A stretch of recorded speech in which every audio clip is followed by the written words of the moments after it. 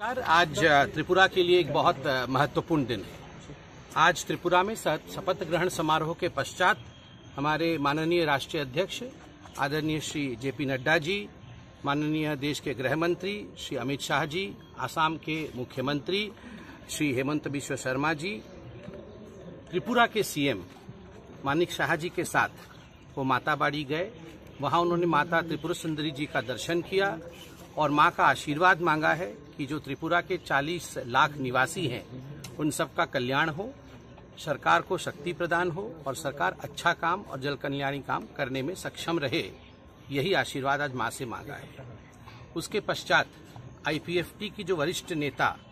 हमारी जयंती देबबर्मा जी हैं, वह सुपुत्री हैं, पूर्वतन नेता स्वर्गीय श्री एनसी देबबर्मा जी की बेटी हैं, चुनाव भी लड़ी थी। उनसे आदरणीय गृहमंत्री, राष्ट्रीय अध्यक्ष सभी की मुलाकात हुई, सीएम साहब की भी मुलाकात हुई और इस मुलाकात में, इस भेंट वार्ता में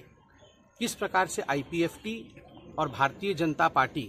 दोनों सदृढ़ रूप से काम कर सके, त्रिपुरा के उन्नयन के लिए, त्रिपुरा के उन्नति के लिए काम कर सके, इस विषय पर एक बहुत विस्तृत रूप से चर्चा की गई है। साथ ही आज महिला दिवस भी है, तो एक खुशखबरी आप सबके लिए है कि 2 जनजातीय महिलाएं, आदरणीय जयंती देबबर्मा जी जो आईपीएफटी से लड़ी थी चुनाव, हमारे गठबंधन की पार्टनर है, और बीजेपी से हमारी दूसरी जनजाति बहन पाताल कन्या जमातिया जो चुनाव लड़ी थी आशाराम बाड़ी से, कुछ वोटों से रह गई। उन दोनों को एमओएस का रैंक दिया जाएगा निगम अपने किसी बोर्ड में, निगम बोर्ड में, और दोनों हमारी जनजातीय बहनों को शक्ति प्रदान करके किस प्रकार से वो और काम कर सके, आज महिला दिवस के दिन यह निर्णय भी पार्टी ने लिया है। दादा, इसके साथ साथ मोथा जो यहाँ की लोकल पार्टी है, मोथा के नेता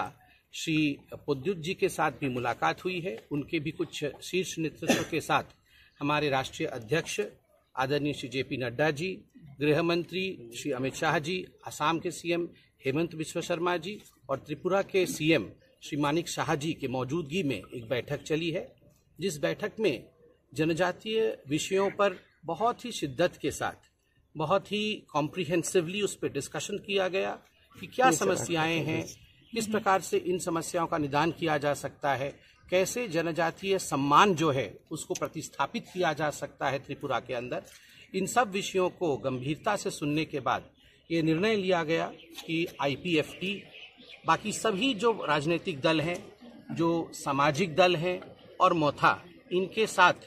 हमारी पार्टी एक चर्चा करेगी। सीएम साहब ने कहा है